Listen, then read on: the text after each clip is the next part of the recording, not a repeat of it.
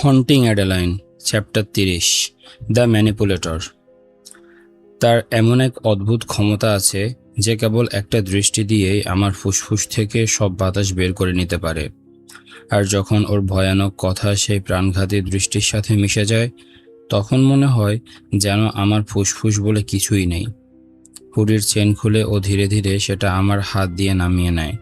কাপড়টা মাটিতে পড়ে যায়, সেই মাটিতে যেখানে আজ রাতে হাজারবার কাদামাখা জুতা চলাফেরা করেছে। এটা এক ধরনের নিষ্ঠুর রূপক মনে হয়। আমার কাপড়ের সাথে সাথে আজ রাতে আমার ত্বক আর আত্মাও দাগযুক্ত হবে। কেউ এখানে চলে আসতে পারে, আমি ফিসফিস করে বলি। গলায় থাকা ভয় ঘরের টান টান বাতাস ভেদ করতে পারে না। সে হাসে, একটা দুষ্টু হাসি, জানতে চায়। আর ওর আঙ্গুলের নরম স্পর্শে আমার শার্ট তুলতে থাকে। যেখানে সেখানে ওই স্পর্শ করে, সেখানে বিদ্যুতের মতো কাঁটা দিয়ে ওঠে। তাদের মনে হয় দেখতে ভালো লাগবে। ও জিজ্ঞাসা করে, তাদের কি মনে হয় ভালো লাগবে তোমার নগ্ন শরীরের প্রতিফলন সব আয়নায় দেখতে? অথবা যখন তুমি রঙিন হয়ে যাবে, যখন তুমি অর্গাজম করবে, সেই রঙিন স্তনের দিকে তাকিয়ে থাকতে?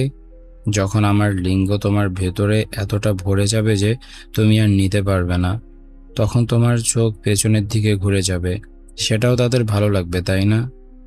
একটি তীব্র ভয় আমার হৃদয়ে ঢুকে যায়, হৃৎপিণ্ডকে অতি গতিতে পাম্প করতে বাধ্য করে। তবুও আমার দেহ ওর কথার মতোই অন্ধকারে সাড়া দেয়।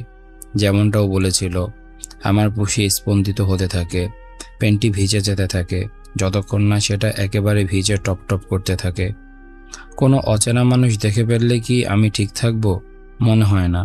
কিন্তু ওর বর্ণনা শুনে আমার মনেও প্রশ্ন আসে। হয়তো আমি তবুও ওকে সেটা করতে দিতাম। তুমি কি চাইছো? অন্য মানুষ আমাকে নগ্ন অবস্থায় দেখুক? আমি নিঃশ্বাস নিতে জিজ্ঞাসা করি, যখন আমার শার্ট কালো মেঝেতে পড়তে থাকে। ওর আঙ্গুলগুলো আমার মেরুদণ্ড বরাবর ধীরে ধীরে ইচ্ছাকৃতভাবেই উঠে যায়, যেন আগুনের মতো আমার ত্বকে পুড়িয়ে দেয়। না, ও আমার কানে ফিসফিস করে। আমি আয়নার মধ্যে দিয়ে দেখি ওর চোখ আমার বুকের দিকে নেমে আসে। ব্রার ফিতা টানতে টানতে ত্বকে কামড় দিয়ে ধীরে আলগা হয়। কালো লেসের কাপ পড়ে যায়, আমাকে পুরোপুরি উলঙ্গ করে দেয়। আমার নিপল শক্ত হয়ে ব্যথা করতে থাকে। যখন ও আমার এই শক্ত হয়ে ওঠা দেখে, তখন ওর জিভ নিচের ঠোঁটের উপর ঝোলায়, যেন লালসায় ভিজে যাচ্ছে। জানতে চাও আমি কি করতাম? সে জিজ্ঞাসা করে। আমি তাদের দেখতে দিতাম কিভাবে আমি তোমার দেহকে আমার করে নিচ্ছি। তারা দেখতো কিভাবে আমার লিঙ্গ তোমার প্রতিটি গর্তে ঢুকে পড়েছে, আর তোমার চোখে জল চলে আসছে তীব্র অর্গাজমের জন্য। তারপর আমি তাদের মেরে ফেলতাম। তখন আমার লিঙ্গ তোমার কামরসে ভিজে থাকতো, আর আমি তাদের গলা কেটে দিতাম, কারণ তারা আমার জিনিসের দিকে তাকানোর সাহস দেখিয়েছিল। আমার ভেতরের ভয় সূচের মতো তীক্ষ্ণ হয়ে ওঠে। আমার বাকি থাকা সামান্য মানসিক স্থিতি ফাটিয়ে দেওয়ার জন্য প্রস্তুত হয়। তুমি মানসিকভাবে পাগল। আমি হেঁচকি তুলি। এইবার সে হাসে। সে অন্ধকার গর্জন সরাসরি আমার থাইয়ের মধ্যে নেমে যায়। তুমি একদিন এটা ভালোবাসতে শিখবে, সে মনোযোগ সরিয়ে নিয়ে বলে। ওর হাত আমার সমতল পেট বেয়ে আমার স্তন মুঠো করে ধরে। আমার স্তন ছোট নয়, ভাগ্য ভালো বলে সুন্দর মাপের, কিন্তু ওর হাত এত বড় যে আমার স্তনগুলো ছোট মনে হয়। ওর হাতে ঠেকে যায়। সে একটা দানব, ভেতর থেকে আর বাইরে থেকেও। তবুও আমি টের পাই পেনটি আরও ভিজে যাচ্ছে। শরীর কিভাবে একই সাথে ঘৃণা আর আকাঙ্ক্ষা অনুভব করতে পারে সেটা জানা উচিত নয়, কিন্তু মানব আবেগের জটিলতা ছাড়া আমরা হয়তো বাঁচতামই না। সে আমার স্তনগুলো চেপে ধরে, প্রায় ব্যথা দেওয়ার মতো করেই। আমি এগুলো চুষব, সে প্রতিশ্রুতি দেয়। তারপর হাত নামিয়ে আমার জিন্সের বোতামে নিয়ে যায়। এক ঝটকায় ও চেইন খুলে দেয়, যেন কোনো ব্যাংক ডাকাত ধীরে ধীরে সোনা বের করছে। তুমি কি করছো অ্যারি? বাজে কাজ, একদম বাজে। তবুও আমি ওকে থামাই না। আমি ওকে জিন্স খুলতে দেই। আমি ওকে থামাই না যখন সে 2 আঙ্গুল দিয়ে আমার জিন্স আর প্যান্টির ফিতা ধরে নামাতে থাকে। সে প্রথমে আমার জুতা খুলে নেয়, তারপর জিন্স পুরোপুরি সরিয়ে ফেলে। এখন আমি কেবল কালো লেসের থং পরে আছি। আমি ঢোক গিলে ফেলি যখন আয়নায় আমাদের প্রতিবিম্ব দেখি। ও এখনো পুরোপুরি পড়া। চোখ ঘুরিয়ে প্রতিটি আয়নায় আমাকে নগ্ন অবস্থায় দেখে নিচ্ছে, যেন বুঝতে পারছে না কোন আয়নাতে চোখ স্থির করবে। আমার লজ্জা হয় নিজেকে ঢাকার কথা ভেবে, কিন্তু নিজেকে লুকানোর থেকেও যেন নগ্ন থাকা বেশি লজ্জার। তোমাকেও কাপড় খুলতে হবে, আমি জোর দিয়ে বলি। আমি একা একা নগ্ন হয়ে থাকতে রাজি না। অবশেষে সে আমার পেছন থেকে বেরিয়ে সামনে আসে। ওর মিসম্যাচড চোখে তাকানো কষ্টকর। আয়না ছাড়া সরাসরি চোখে তাকানোটাই এই মুহূর্তে বাস্তব হয়ে ওঠে। প্রথমবারের মতো জেডের সাথে এই মুহূর্তটা স্বেচ্ছায় ঘটছে বলে মনে হচ্ছে। আমি নিশ্চিত নই আমি সেটা চাই কিনা, কিন্তু সেই চিন্তার কি মানে? এটা স্বেচ্ছায় না হোক এমন চাওয়ার। হয়তো আমার ভেতরের কোনো বিকৃত অংশ চায় সে আমাকে জোর করুক, তাহলে পরে আমি নিজেকে ভিকটিম হিসেবে ভাবতে পারি। এমন ভাবতে পারি যে আমার খুশি ওর জন্য কাঁদছে না, আমি ওকে ভেতরে পাওয়ার জন্য উন্মুখ নই। ভিকটিম হিসেবে থাকা সহজ যখন তুমি নিজের খারাপ সিদ্ধান্তগুলোর মাস্টার মাইন্ড না। তুমি সত্যি যদি এটা চাও ছোট ইঁদুর, তাহলে তোমাকেই করতে হবে, সে শান্তভাবে বলে। সে এমনভাবে তাকায় যেন বিশ্বাস করে না আমি ওর জামা খুলে দিতে পারবো। আর সে জানে আমি কোনো চ্যালেঞ্জ থেকে পিছু হটতে পারি না। আমি তাকে সেই সম্মান দেখাই যেমনটা সে আমাকে দেখিয়েছিল। আমি ধীরে ধীরে তাকে উলঙ্গ করি, ইচ্ছাকৃতভাবে ওর ত্বকে স্পর্শ করি, নিজের গায়ে শিহরণ আর ওর অস্থির গর্জন কামাই করি। যখন ওর শার্ট খুলে দেয় আমি হা করে তাকিয়ে যাই। ওর মুখের ক্ষতগুলো এখানেই থেমে নেই। দুটো ভয়াবহ ছুরির ক্ষত ওর বুকে আর পেটে রয়েছে। ক্ষতগুলোর জায়গা ফুলে আছে, ত্বক টান টান, বাদামি ত্বকের মধ্যে গোলাপি দাগ হয়ে আছে।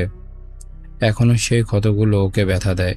আমি যখন আঙ্গুল দিয়ে সেই ক্ষতের উপর টান দেই, ও দম নিতে দাঁত বের করে। এটা শারীরিক ব্যথা নয়, ক্ষতগুলো বহু আগেই শুকিয়েছে, কিন্তু এগুলো বরফের পাহাড়ের মতো। বাইরে থেকে স্পষ্ট, কিন্তু ভেতরে বিশাল ও ভয়ঙ্কর কিছু লুকিয়ে আছে, যা কাউকে ডুবিয়ে নিয়ে যেতে পারে টাইটানিকের মতো।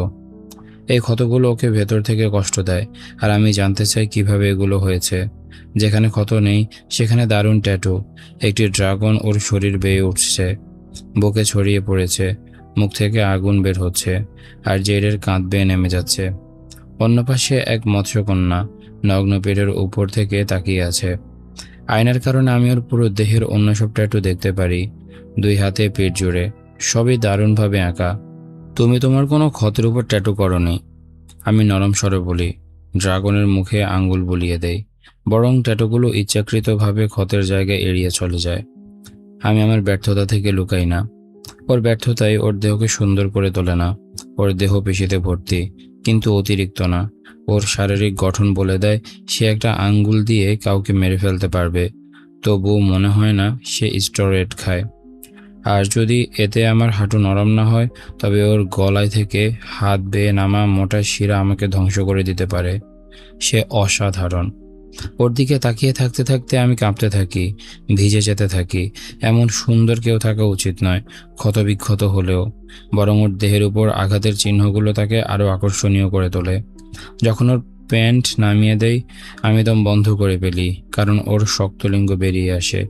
এটা কখনো কম ভয়াবহ মনে হবে না যতবারই দেখি না কেন, যতক্ষণ না হঠাৎ একদিন লিঙ্গ দিয়ে মৃত্যু মেনে নেই। ও পুরোপুরি নগ্ন হলে আমি এক ধাপ পেছন যাই, চারপাশে তাকাই। আয়নার প্রতিফলনে ওকে সব দিক থেকেই দেখি, যেমন ও আমাকে দেখেছিল। মোটা উরু, গোল পেছন, মজবুত পিঠ, আর সবচেয়ে সুন্দর লিঙ্গ যেটা আমি কখনো দেখিনি। আমি পালাতে চাই, অনেক দূরে পালিয়ে যেতে চাই। এই মানুষটা আজ রাতের পর আমাকে ধ্বংস করে দেবে, আমি সেটা আমার জিভে অনুভব করতে পারছি। তুমি কি ভয় পাচ্ছ? সে অন্ধকার স্বরে ফিসফিস করে। ওর মুখে অদ্ভুত এক অভিব্যক্তি। হ্যাঁ, আমি সত্যি বলি। সে হাসে, সেই হাসি আমাকে প্রায় মাটিতে বসিয়ে দিতে চায়। এটা ঠিক নয়, কতটা সুন্দর সে। সে নিশ্চিতভাবেই শয়তান। আমি এখন আগের চেয়ে আরও নিশ্চিত। তোমার ভয় পাওয়া উচিত, সে বলে, কণ্ঠে হুমকির সুর। আমি আরেক ধাপ পিছিয়ে যাই, কিন্তু সে আমাকে থামাতে আসে না। হাঁটু গেড়ে বসো ছোট ইঁদুর, সে অন্ধকারে হুকুম দেয়। আমি থেমে যাই, বুঝতে পারছি না আমি ওর কথা শুনবো, নাকি হাউস অব মিরর্সে ঢোকার সময় ফেলে আসা সাধারণ বুদ্ধি খুঁজে নিয়ে দৌড়ে পালাবো। দ্বিতীয়বার বলাতে বাধ্য করো না, সে গর্জন করে। ওর মুখ ভয়াবহ গম্ভীরতায় নেমে আসে। ও চোয়াল নিচে নামিয়ে আমার দিকে নিচ থেকে চোখ বুজে তাকায়। ওর চোখের সে বিপদ সংকেত আমাকে ভয় পাইয়ে দেয়। আর সাথে সাথে আমার রস পুরো দিয়ে গড়িয়ে পড়ে। আমি চাই না তুমি আমাকে কিছু বলো, আমি ধীরে ধীরে বলি। এক মুহূর্তের জন্য বিভ্রান্তি ওর চোখে ভেসে ওঠে, আর আমি তখনই ওকে ঠিক কী বোঝাতে চাই সেটা দেখাই। আমি ঘুরে দাঁড়িয়ে দৌড়াতে শুরু করি, কিন্তু সে খুবই বিব্রত। ওর হাত হঠাৎ আমার চুল ধরে ফেলে, আমাকে পেছনে টেনে আনে। একটা তীক্ষ্ণ হাসি ওঠে আমার মুখ দিয়ে, আর আমি ওজনহীন হয়ে যাই। ও আমার দেহ এমনভাবে ঘুরিয়ে নেয় যাতে আমি হাঁটুতে ব্যথা পেয়ে মাটিতে পড়ে যাই, যেমনটা আমরা দুজনকেই চাইছিলাম। তুমি কি পছন্দ করো যখন আমি তোমাকে জোর করি? সে গর্জন করে, আমার মাথায় পেছনে ধরে টেনে ধরে, যাতে আমি ওর দিকে তাকিয়ে থাকতে বাধ্য হই। ওর লিঙ্গ আমার গাল স্পর্শ করে, আসন্ন ঘটনার ইঙ্গিত দিয়ে। তুমি খারাপ মেয়ে হতে পছন্দ করো, তাই না? আমাকে অবাধ্য হতে ভালোবাসো, কারণ তুমি ভালোবাসো যখন আমি তোমাকে ভয় পাইয়ে দেই। তুমি আগুন নিয়ে খেলা করা একটা বোকা মেয়ে। সে কটু হাসি দিয়ে তার ছেলের সাথে বলে। ওর চুলের টানের কারণে আমার চোখে পানি চলে আসে, জ্বলতে থাকে, ঠিক যেমন ওর চোখে লালসা আর ক্রোধের আগুন জ্বলছে। আর আমি যদি না জানতাম, আমি ভাবতাম আমার পেছনে কোনো আগুন জ্বলছে, যেটার প্রতিফলন ওর মিসম্যাচ চোখে দেখা যাচ্ছে। বলো তো ছোট ইঁদুর, কখনো আমার মতো কোনো পুরুষের দ্বারা চোদা খেয়েছ? হ্যাঁ, আরও ভালো। আমি শিষ্কার মতো করি। ওর প্রতি লুকিয়ে থাকা ঘৃণা আবার জেগে ওঠে। ওর চোখে এক অন্ধকার আর বিপজ্জনক কিছু নেমে আসে। ওর সে ধরনের ভ্রু উঁচু হয়, আর আমি সঙ্গে সঙ্গে ভেতরে গুটিয়ে যাই।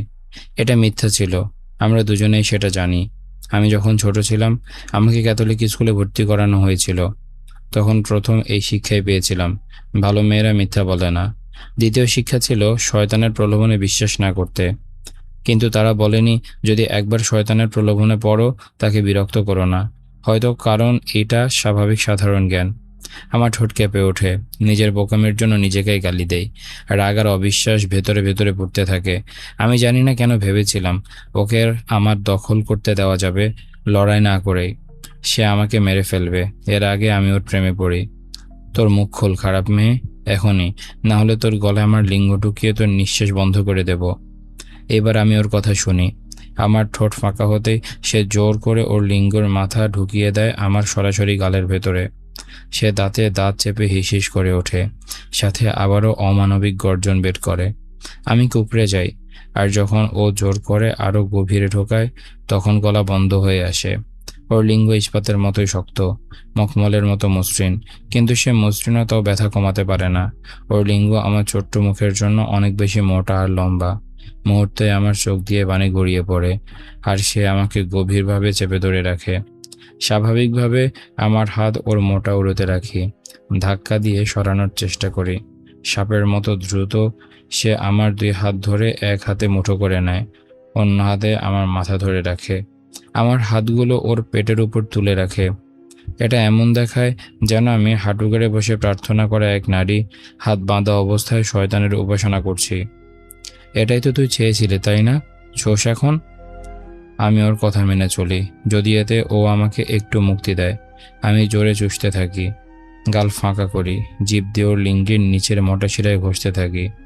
এইভাবে বেবি, সে দম নিতে নিতে বলে। অবশেষে আমাকে একটু পিছনে যেতে দেয়, কিন্তু কয়েক সেকেন্ডের মধ্যে আমাকে আবার আমার মধ্যে টানতে থাকে।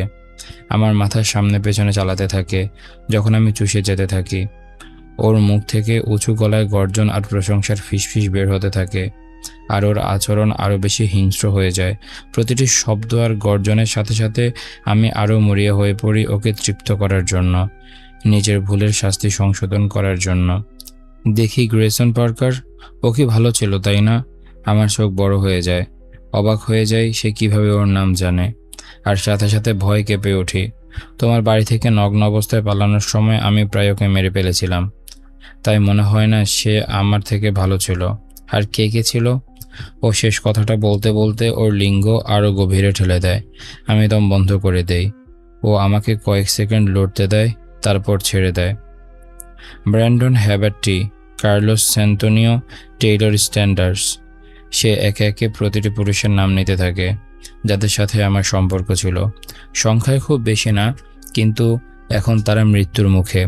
ও হঠাৎ করে আমার মাথা টেনে ধরে, আমাকে একবার দম নিতে দেয়, আর বলে, আমি তাদের একজনকেও ছাড়ব না ছোট ইঁদুর। এক একজনকে মেরে ফেলার সময় আমি আনন্দ নেব। আমি কোনো উত্তর বা একটুখানি বাতাস নেওয়ার আগেই সে আবারও ওর লিঙ্গ দিয়ে আমার গলা আটকায়। ওর লিঙ্গ যত গভীরে ঢুকে যায় তত আমার দৃষ্টি অন্ধকার হতে থাকে। আমি যতই বমি করে ফেলি আর ওকে ঠেলতে থাকি, সে ততই শক্ত হয়ে যায়। তুই চাইছিস আমি তোর মুখে রস ফেলি, তাই না? হাঁটু গেড়ে বসে বেল্ট দিয়ে তোর সুন্দর গলা বাঁধা অবস্থায় যখন তুই আমাকে পূজা করছিলি, তখন থেকে তুই ভাবছিলিস আমাকে চুষার কথা। আমি ওর দিকে তাকাই। ঘৃণার আগুন এক মুহূর্তের জন্য লালসার আগুনে হার মানায়। সে হাসে, বা বলা ভালো দাঁত বের করেই হাসে, যখন ও দেখে আমার চোখে সেই রাগ। তুই এটা চাইছিস, কিন্তু তোর যোগ্যতা নেই, তুই এটা পাবি না। কোনো সতর্কতা ছাড়া সে হঠাৎ করে আমার মাথা টেনে ছাড়ে। ওর লিঙ্গ আমার মুখ থেকে বেরিয়ে আসে। সে আমার চুল ধরে আমাকে টেনে তোলে, যতক্ষণ না আমি পায়ের আঙ্গুলের উপর ভর করে দাঁড়িয়ে থাকি। জেড, দয়া করে। আমি পিসপিস করি। চোখের পানি দৃষ্টিতে ঝাপসা করে দেয়, আর অক্সিজেনের অভাবে বুক ধড়ফড় করতে থাকে। আমি নিশ্চিত নই আমি ঠিক কী প্রার্থনা করছি, নিজের জীবন নাকি সেই নির্দোষ পুরুষদের জীবন যাদের আমি মৃত্যুর মুখে ঠেলে দিয়েছি। এটাই তো আমার ভালো মেয়ে, সে প্রশংসা করে। আমি পছন্দ করি যখন তুমি ভয়ে কাঁপতে কাঁপতে প্রার্থনা করো। যখন মনে হলো আমি অবশেষে দম নিতে পারছি, তখন সে তা আবার কেড়ে নেয়। ওর ঠোঁট আমার ঠোঁটের উপর সিল করে দেয় এক বিদ্যুতের মতো চুমুকে। আমার নখ ওর বুকে আছড়ে ওঠে, আর ওর মুখে এক গভীর গর্জন ওঠে যখন সে আমার মুখ গ্রাস করে নেয়।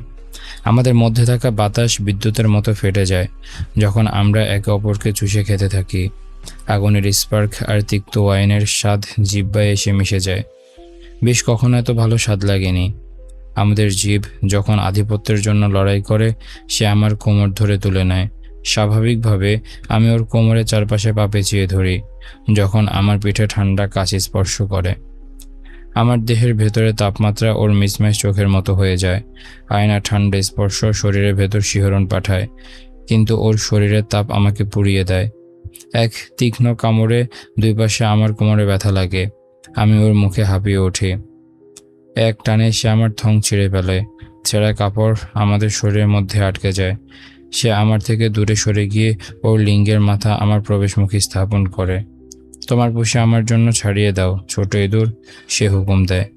আমি মুখ খুলে তর্ক করতে যাচ্ছিলাম, বলতে যাচ্ছিলাম তুমি ঢুকিয়ে দাও, কিন্তু ওর মুখের দৃষ্টি আমাকে স্তব্ধ করে দেয়। রাগে কাঁপতে কাঁপতে আমি দুই হাত আমাদের শরীরের মধ্যে নিয়ে গিয়ে ঠিক ওর কথা মতো করি। আমার বুক লাল হয়ে ওঠে যখন আমি নিজেকে ছাড়িয়ে দেই। এটা লজ্জাজনক, কারণ ও জানে আমি এটা চাই না। ও জানে আমি চাই ও আমাকে জোর করে ঢুকিয়ে দিক, আর ওকে অপমান করার শাস্তি হিসেবে সে আমাকে এটা করতে বাধ্য করছে। আমাকে আমার পুষি ছড়িয়ে ধরতে বলছে, যেন আমি নিজেকে আমন্ত্রণ জানাচ্ছি। হায় ঈশ্বর, আমি ওকে ঘৃণা করি। তার হাত আমার কোমরে এত শক্ত করে চেপে ধরে যে ব্যথা লাগে। কাল সকালে আমি ওর হাতের চাপের মতো নীল দাগ নিয়ে ঘুম থেকে উঠব, আর সেটা ভেবে আমি আতঙ্কিত হয়ে যাই, কারণ ওর হাতের চাপ দেখে আমি কখনো এই রাত ভুলতে পারবো না। তোমার হাত নড়াবে না, সাহস করো না, সে হুমকি দেয়। আর ঠিক তখনই সে আমাকে ওর লিঙ্গের উপর নামিয়ে আনে। আহ! আমি চিৎকার করি, হাত দিয়ে ওর বুক ঠেলে সরানোর জন্য এগিয়ে যাই। সে অনেক বেশি আমাকে এমনভাবে টেনে ফাটিয়ে দিচ্ছে যা আগে কখনো হয়নি। আমার চোখ গোল গোল হয়ে যায়। আমি যন্ত্রণায় কেঁদে ফেলি। আমি টের পাই ওর লিঙ্গের পুরুত্ব আমার আঙ্গুলের ফাঁক দিয়ে আমার ভেতরে প্রবেশ করছে, যখন সে আরো গভীরে ঢুকছে। থামো! ফিট হচ্ছে না, আমি হাঁপাতে হাঁপাতে বলি। আরে বেচারা ছোট্ট ইঁদুর, সে তাচ্ছিলের হাসি দিয়ে বলে, গলায় খামচে ধরা কণ্ঠ। হয়তো একদিন আমি পুষিটাকে কাচের মতো যত্ন করে ভালোবাসা দেখাবো, কিন্তু তুমি খারাপ মেয়ে ছিলে, তাই না? আমি কোনো উত্তর না দিলে সে আমাকে ওর উপর আরও জোরে নামিয়ে আনে। আর একটা কষ্টের গুঙ্গানি বেরিয়ে আসে আমার মুখ থেকে। হয়নি? সে চিৎকার করে। হ্যাঁ, আমি শ্বাসকষ্টে চিৎকার করে উঠি। এই অনধিকার প্রবেশের বিরুদ্ধে চোখ বন্ধ করে রাখি। এখন তুমি ভালো মেয়ে হবে তো? হ্যাঁ। আমি অসহায়ভাবে কেঁদে ফেলি। ব্যথা এখন এমন কিছু রূপ নিতে যাচ্ছে যা আরও তীব্র, আরও শ্বাসরুদ্ধকর। সে বেরিয়ে আসে আর ধীরে ধীরে আবার ঢুকে পড়ে। এবার তুলনামূলক নরম, কিন্তু রাগ কম নয়। মনে হচ্ছে আমার শরীর ফেটে যাবে। এত ভরাট হওয়া স্বাভাবিক নয়। সে পুরোটা বের করে মাথা রেখে আবার এক টানে ঢুকিয়ে দেয়। এত গভীরে যে মনে হয় গলার ভেতর পর্যন্ত চলে যাচ্ছে। আমি চিৎকার করি, আমার গলা ফেটে যায় বুকের ভেতরে জমে থাকা আবেগে। অস্বাভাবিক। ও ফ্যাডি কষ্ট করে ঢুকছে, তাই হয়তো মনে হচ্ছে যে সে আমাকে দুটুকরো করে দিচ্ছে। সে ধীরে জোরে জোরে শুরু করে, হিংস্র ঠেলা, তারপর ধীরে ধীরে বের হয়ে আসা, তারপর আবার আঘাত করে ভেতরে ঢোকানো। আমি টের পাই আমার দেহ ঢিল হয়ে যাচ্ছে, আর প্রতিবার ওর ধাক্কার লালসায় আত্মা বিক্রি হয়ে যাচ্ছে। সে পা ফাঁক করে আয়নার উপর হাত রেখে ভর নেয়, আর আমার পেট শক্ত হয়ে আসে। বুঝতে পারি আমার অঙ্গ প্রত্যঙ্গের উপর কী ক্ষতি করতে যাচ্ছে। ওর গতি বাড়তে থাকে, আয়নার সাথে আমাকে ধাক্কা দিয়ে বের করতে থাকে, আর আমার মুখ থেকে বের হতে থাকে এমন শব্দ যা আমি কখনো করিনি।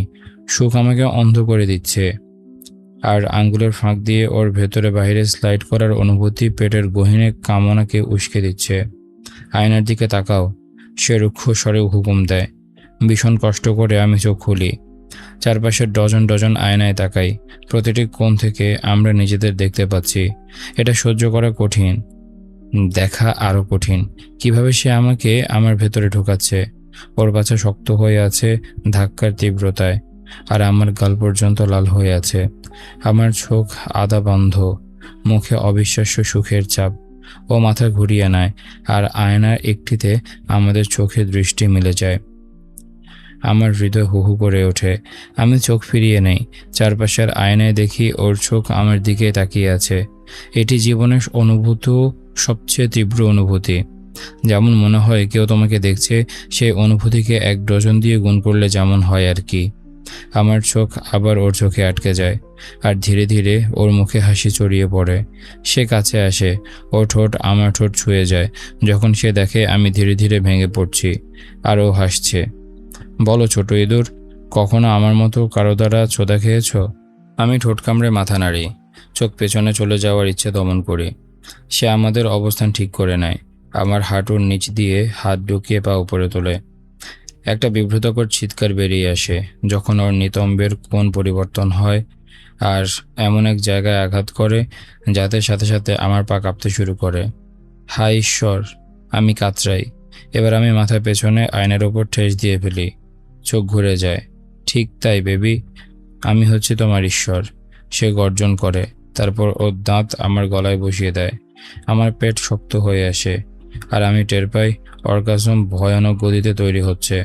মনে হচ্ছে আমার পেটের ভেতরে রেখে থাকা ফেসোডাইন এক বিধ্বংসী সুনামি তৈরি করছে, যা আমাকে শেষ করে দেবে।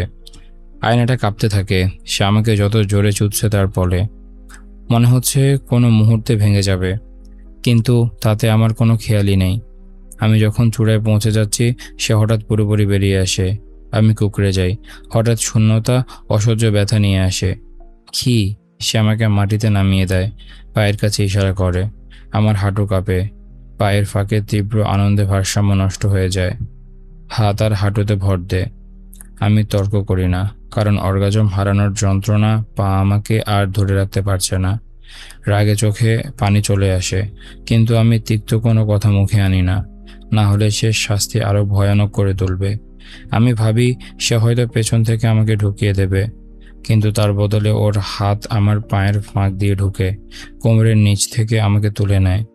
আমার হাঁটু মাটি থেকে উঠে যায়, আর আমি মুখ থেতলে ফেলার হাত দিয়ে বাঁচার জন্য নিজেকে সামনে রাখি। তার গরম নিঃশ্বাস আমার বুকের উপর পড়ে। ঠিক 1 সেকেন্ডের মধ্যে সে আমার ক্লিট কামড়ে ধরে। আমি চিৎকার করি, কামড়ের ব্যথায় কেঁপে উঠি, কিন্তু সে আগের মতো নির্দয় অত্যাচার করে না। সাথে সাথে সে ওর ঠোঁট দিয়ে ক্লিট চুষে নেয়, আর ওর জিভ ভিজিয়ে দিতে থাকে। সে হুকুম করতে থাকে, কম্পন আর সমস্ত স্নায়ুর মধ্যে ছড়িয়ে পড়ে যা। তুমি কি দারুণ স্বাদ, সে গড়গড় করে বলে, তারপর ওর জিভ দিয়ে আমার ক্লিটে টোকা দেয়। আমি লজ্জাহীনভাবে মাথা ঘুরিয়ে দেখি কিভাবে সে পেছন থেকে হাঁটু গেড়ে বসে আমাকে খাচ্ছে। আমি মাথা এমনভাবে ঘুরাই যাতে ওকে সবচেয়ে ভালোভাবে দেখতে পারি। ও আমাকে খাচ্ছে যেন না খেয়ে থাকা কোনো পশু। আসন্ন অর্গাজম আবার ফিরে আসে, আগের চেয়ে ভয়াবহ রূপে। আমি চাই ওর মুখের দিকে ঠেলা দেই, কিন্তু পারি না। আমি ওর ল্যাশিং জিভের কাছে অসহায়। জেড, দয়া করে, আমি মিনতি করি। চোখ বাঁকা হয়ে আসে আনন্দে। আমার ছোট ইঁদুর কি অর্গাজম চাইছে? সে বলে। ওর গলাতেও শ্বাসকষ্ট শোনা যায়। যদি কখনো সে বলে ও আমাকে চায় না, আমি ওকে মিথ্যেবাদী বলবো। কিন্তু জেডের ব্যাপারই এই যে ও কখনো লুকায়নি ও আমাকে কতটা চায়। কখনো মিষ্টি করে বলেনি, বরং স্পষ্ট করে দিয়েছে সে আমাকে তীব্রভাবেই চায়। হ্যাঁ, আমি কাতরাই। সে হঠাৎ পেছনে আসে আর আমি রাগে চিৎকার করি, মাটিতে মুষ্টি মেরে আঘাত করি। দ্বিতীয়বার অস্বীকার করার কারণে রাগে আমার শরীর কাঁপতে থাকে। সে আমার লড়াই দেখে হাসে। তুমি একটা হারামি। সে আমার কথার মাঝখানে আমাকে ভিতরে ঢুকিয়ে দেয়। ওর বল আমার ক্লিটে আঘাত করে। আমার কথা গলায় আটকে যায়। এই কোণ ওকে আগের চেয়ে আরও বেশি গভীরে ঢুকতে দেয়। আমি পিঠ বাঁকিয়ে মাটিতে নখ বসিয়ে দেই, নোংরা টাইলসে আঁচড় দেই। যখন সে আমাকে বারবার আঘাত করে, সে আমার চুল ধরে টেনে পেছনে নেয়, আমাকে আয়নার দিকে তাকাতে বাধ্য করে, যাতে আমি দেখতে পাই কিভাবে সে আমাকে চুদছে। তুমি কি আমার লিঙ্গে অর্গাজম করতে চাও বেবি? আমি উন্মাদের মতো মাথা নাড়ি। সে হাসে। তুমি কি আমার ভালো মেয়ে হয়েছ? আরেকবার কাপা মাথায় নাড়াই। তাহলে বলো অ্যাডেলিন। ওর কণ্ঠে আমার পুরো নাম শুনে আমি আরও শক্ত হয়ে আসি। আমি তোমার ভালো মেয়ে, আমি শ্বাসরুদ্ধকর হয়ে বলি।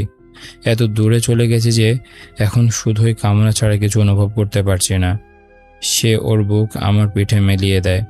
আমার শক্ত হয়ে আসা আশাপুষির ভেতর সে লিঙ্গ চালাতে থাকে। ওর হাতে থাকা চুলের মুঠি গলায় চলে আসে, আরেক হাত পেটে রেখে চেপে ধরে। আজকের রাতটা শুধু প্র্যাকটিস, কিন্তু আমি কথা দিচ্ছি ছোট ইঁদুর, একদিন এই শরীরে আমার সন্তান থাকবে। সে দাঁতে দাঁত চেপে গর্জায়। আমার চোখ ঝাপসা হয়ে যায়, চোখ ঘুরে আসে, আর সেই সুনামির ঢেউ অবশেষে আছড়ে পড়ে। আমি এমন চিৎকার করি, আয়না কেঁপে ওঠে। জেডের নাম পাগলের মতো উচ্চারণ করতে থাকি, যখন আমার পুরো পৃথিবী ভেঙে টুকরো টুকরো হয়ে যায়। ফাক, এভাবে বেবি। তোমার পুষি ভীষণ টাইট, আমার লিঙ্গ থেকে রস চুষে নাও। জেড গর্জে ওঠে। এক গর্জনের সাথে সে আরেকবার জোরে ঠেলে দেয় আর আমাকে ভরিয়ে দেয়, যতক্ষণ না আমি আর ধারণ করতে পারি না। আমি টের পাই আমাদের মিশ্রিত রস উড়ে গড়িয়ে পড়ছে। যখন আমি মাটিতে হাঁপাচ্ছি, নিঃশ্বাস নিতে পারছি না, অর্গাজমের পর কাঁপতে থাকি, জীবনের সবচেয়ে বড় রিলিজের পর স্থির হতে পারছি না। আমি ঠিকমতো শ্বাস নিতে পারছি না, চলতে পারছি না, ভাবতে পারছি না। কিছুই স্বাভাবিক ছিল না, একটুও না। তুমি জানো তো, আমি হাঁপাতে হাঁপাতে বলি, আমি পিল খাই। সে শ্বাসরুদ্ধকর হাসে। এখন তো। আমি কিছু বলার আগেই এক বিকট গুঞ্জন ভেঙে দেয় এই ভারী পরিবেশ। আমার চোখ সেদিকে ছুটে যায়, সঙ্গে সঙ্গে উৎস খুঁজে পাই। আমার ফোন পড়ে থাকা জিন্সের পকেটে জলজল করে দুলছে। বালের ব্যাপার দায়া। আমি উঠে ফোনের দিকে দৌড়াই। ওর থেকে বেরিয়ে আসার সময় দাঁত কামড়ে ধরি, রস গড়িয়ে পড়ছে। কম্বিত আঙ্গুল দিয়ে সবুজ বাটন চাপি। হ্যালো, আমি উত্তর দেই। গলার কণ্ঠ শুনে নিজের অস্থিরতা টের পাই। তুই কোথায়? ও চিৎকার করে। ওর গলাতেও রাগ আর আতঙ্ক। আমি রাস্তা ভুলে গিয়েছিলাম আর নেটওয়ার্ক সমস্যা হচ্ছিল। আমি মিথ্যা বলি, কি হয়েছে বলতে পারি না। জেটকে উপেক্ষা করে জামা পরতে শুরু করি, কানে চিৎকার শুনতে শুনতে, উরু দিয়ে রস গড়িয়ে পড়তে পড়তে। পার্ক বন্ধ হয়ে গেছে, অ্যাডি আমাকে বের করে দিয়েছে আর বলেছে হাউস অব মিরর্স খালি করা হয়েছে। সে বোকা সিকিউরিটি গার্ড বিশ্বাস করেনি যে তুই বাইরে আসিসনি। আমি মরে যাচ্ছি চিন্তায়। আমি জুতো পরে নিচ্ছি, তখনই পেছন থেকে একটা চাপা শালা শোনা যায়, দৃষ্টি আকর্ষণ করে। জেডোর ফোনের দিকে তাকিয়ে আছে, মুখে কঠোর অভিব্যক্তি।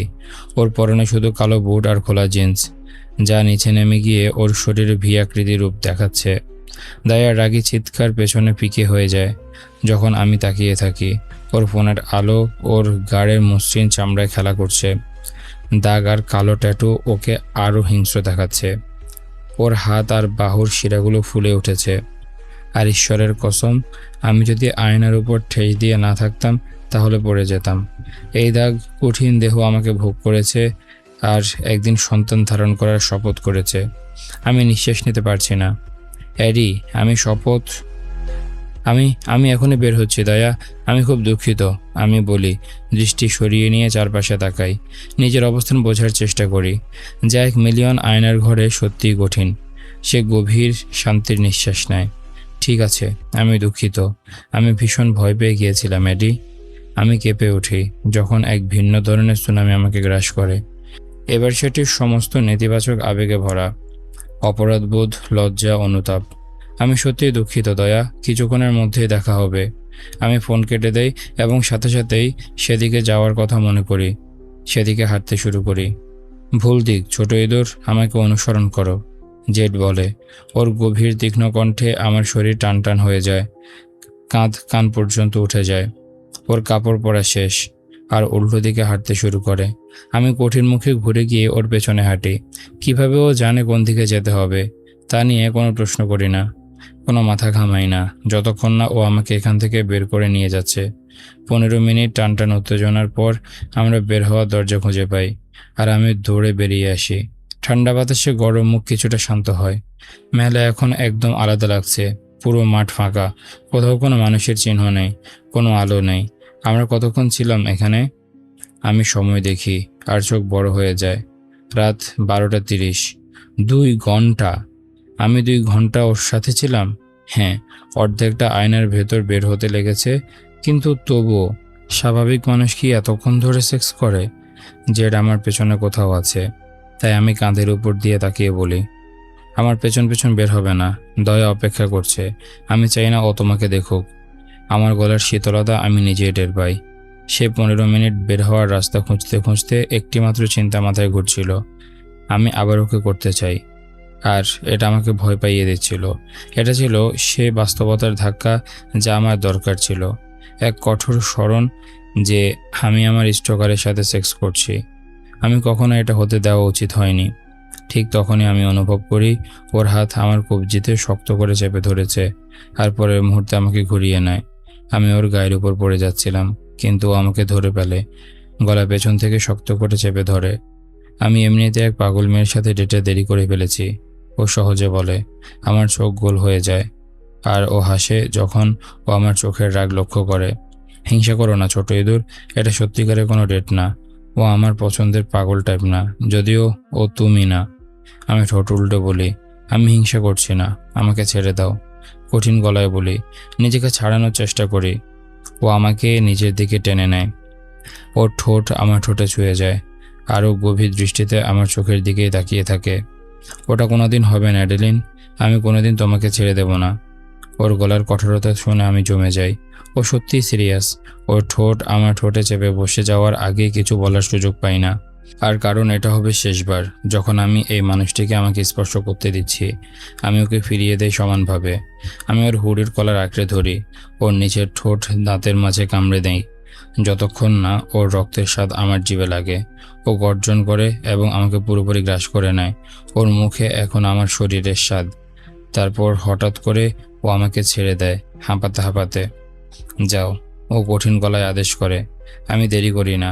আমি হোঁচট খেতে খেতে দৌড়ে মাঠ থেকে বেরিয়ে আসি, গিয়ে পড়ি আমার গাড়ির কাছে, যা একমাত্র পার্কিংয়ে বাকি আছে। সেখানে দয়া বসে আছে, স্টিয়ারিং হুইলের উপর হাত কাঁপছে, ওর চোখ আমার উপর গেঁথে আছে। আমি দীর্ঘশ্বাস ফেলি, নিজের মনকে কঠিন কথোপকথনের জন্য প্রস্তুত করি, যা আমি জানি কিভাবে করতে হয় না। আমি আমার গল্পে অটল থাকব। আমি হারিয়ে গিয়েছিলাম, ব্যাস। আমি গাড়ির দরজা খুলে ভেতরে প্রায় লুটিয়ে পড়ি। যখন ওর চোখে চোখ পড়ে, ও জ্বলন্ত সূর্যের মতো তাপ নিয়ে আমার দিকে তাকিয়ে থাকে। তুই কেন এভাবে দেখাচ্ছিস, আর কেন তোর গা থেকে তাজা সেক্সের গন্ধ আসছে বলতো? Diary, March 2, 1946। আমি আজ রোনালদোকে বলেছিলাম যে আমি হয়তো জনের কাছে ডিভোর্স চাইব। ও এত খুশি হয়েছিল যে এক মুহূর্তের জন্য মনে হয়েছিল হয়তো ও আর আমি সত্যি একসাথে একটা ভবিষ্যৎ গড়তে পারবো। কিন্তু তারপর আমি ওকে বললাম আমি চাই ওর চাকরি ছেড়ে দিক। ও হঠাৎ চুপসে গেল, একদম ফুটো হয়ে যাওয়া বেলুনের মতো।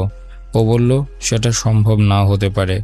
বলল ও নাকি ওর বসের সাথে এমনভাবে বাঁধা পড়ে আছে যে ও কখনোই সেখান থেকে বের হতে পারবে না। এটা নিয়ে আমাদের ঝগড়া বেঁধে গেল। আমি ওর অবস্থাটা বুঝি, কিন্তু আমি ওকে বললাম ও এত বিপজ্জনক কিছুতে জড়িত থাকলে আমরা সত্যিকারের একসাথে থাকতে পারবো না।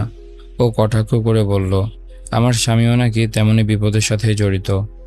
আমি বুঝতে পারিনি ও কি বলতে চাচ্ছিল। জনের জুয়া খেলার কথা? ওই ব্রেকিনের ঘটনার পর থেকে আমরা আর সেসব নিয়ে কোনো ঝামেলায় পড়িনি, তাই আমি ভেবেছিলাম জন হয়তো ওর আচরণ ঠিক করে নিয়েছে।